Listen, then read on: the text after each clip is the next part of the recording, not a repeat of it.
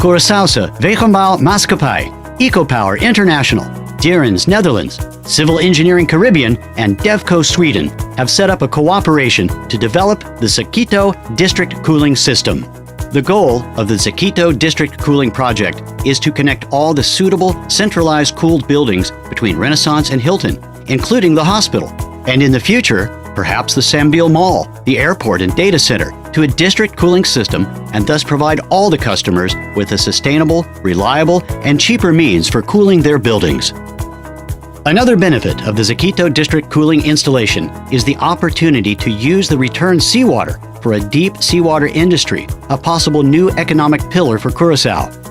The Zaquito District Cooling System and the subsequent potential for a deep seawater industry can be seen as an insurance for our future energy and food supply, now and for generations to come.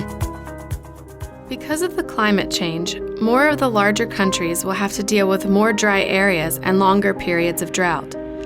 The next world crisis will be the food crisis.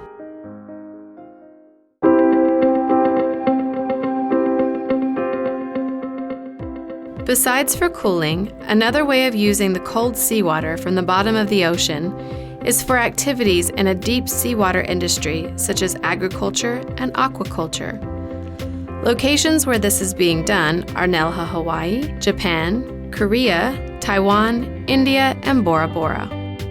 After the water has been used for the cooling of buildings, it will still have a temperature of approximately 12 degrees Celsius, which is still cold enough for agricultural or aquacultural use. A system you could think of using is similar to the Dutch greenhouse system. But instead of heating them, as is done in the Netherlands, here in the Caribbean, we would have to cool the greenhouses. An additional side effect of cooling greenhouses in the humid Caribbean climate is free water due to condensation.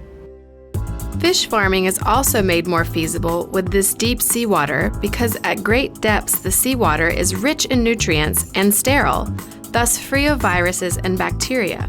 With this system, we could start producing vegetables, fruits, and fish that cannot be produced in this region at the moment.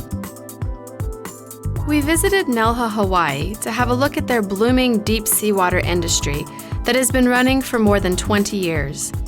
For instance, there is a shrimp farm that uses deep seawater that is sterile and full of nutrition to produce shrimp that are disease-free for the shrimp industry. There is also a company that takes the deep seawater to produce drinking water and bottles this for the Asian market. In Asia, there is a very large market for the centuries-old water because this has great spiritual value for them. This industry has grown to become the largest export industry in Hawaii, with sales of approximately $140 million per year. In addition, there is the production of microalgae that is used in the medical and cosmetic industry. This industry will continue to grow rapidly because of the ever-aging world population. The deep seawater industry in Nelha contributes to the Hawaiian economy with approximately $90 million per year and has created almost 600 direct and indirect jobs.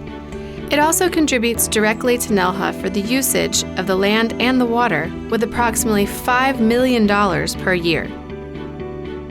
In Bora Bora, they use the deep seawater for spa treatments, offering medicinal baths as a skincare method.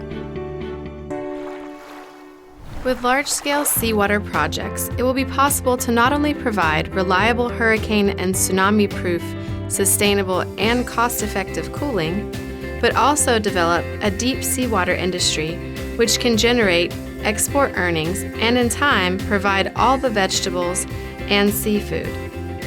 Deep seawater technology is a logical option in the journey towards green and more self-sufficient islands, independent of foreign influences like fuel and food markets.